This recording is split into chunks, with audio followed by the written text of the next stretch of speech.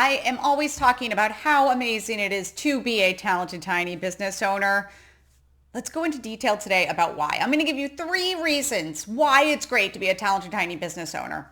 First, I will tell you what that means to be a talented tiny business owner. It just simply means to own a business based on something that you are talented on. You love to do the work, you want to do the work, and you have 5 or fewer employees. That's the tiny. You, maybe 4 people to help you out, maybe just contract, maybe full-time employees.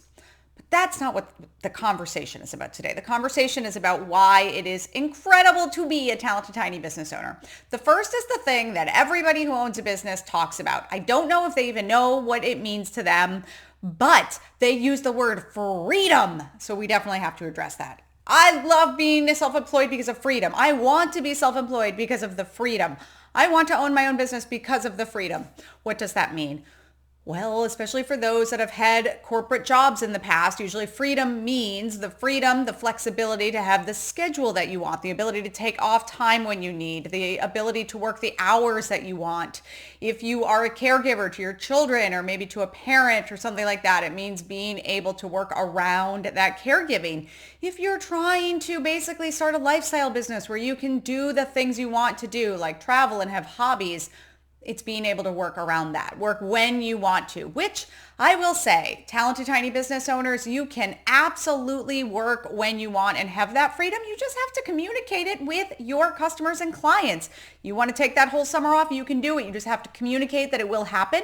So everybody expects it. Set the expectations, communicate what will happen, and you can have that freedom and that flexibility 100%, especially if it's just you. If it's just you, you can maybe take that show on the road. If not, like I said, with your communication and setting expectations, you can set up to have the schedule and the freedom that you want. Freedom also sometimes means a financial security. So it means not having a ceiling.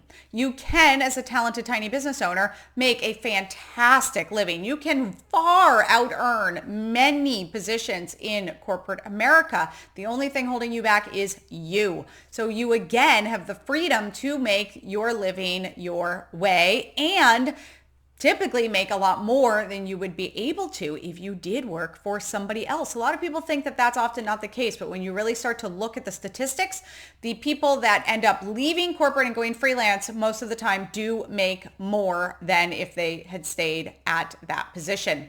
The next is one of my favorites. Well, the second 2 are my favorites really, but this one came so much into play during the pandemic, and that is the ability to move fast and to pivot really quickly. You do not have to have a lot of conversations about a change in your offerings, about adding new revenue streams, about completely going in a different direction altogether. If you want to try a new campaign for marketing, you can quickly implement it and put it into action. There is not a lot of bloatedness in the bureaucracy of business. You just make a decision and go. Tiny business owners can move so fast in doing this.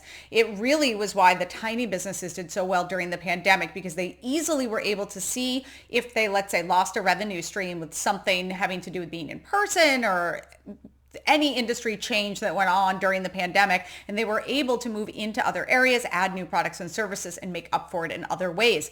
That is such a benefit of being tiny. You have that ability to move fast.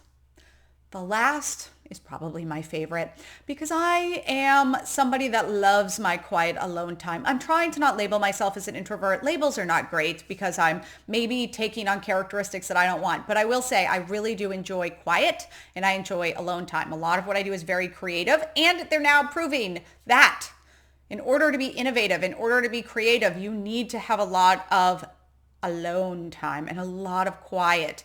The big open work concepts are not as great as they once were because so many people are feeling frustrated at not getting work done and not having that chance to feel creative and to have not only that recharge, but just that quiet introspective time to think. Thinking is essential in creativity.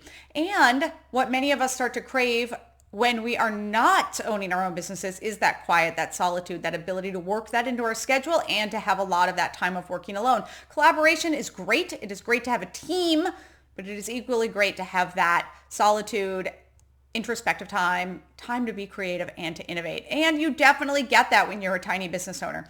Sometimes too much, so it's a downside too. I love talking about how awesome talented tiny business owners are so much that I've started writing books for you. My first book, Smarter Starting, comes out in June of 2021. Hey, if it's already past that time, go look it up, because that first chapter kicks it off with letting you know what all of the best parts and the worst are of being a talented tiny business owner. Go to MsSierraBailey.com, sign up for the email, and you can find out all about being a talented tiny business owner. Thank you for watching.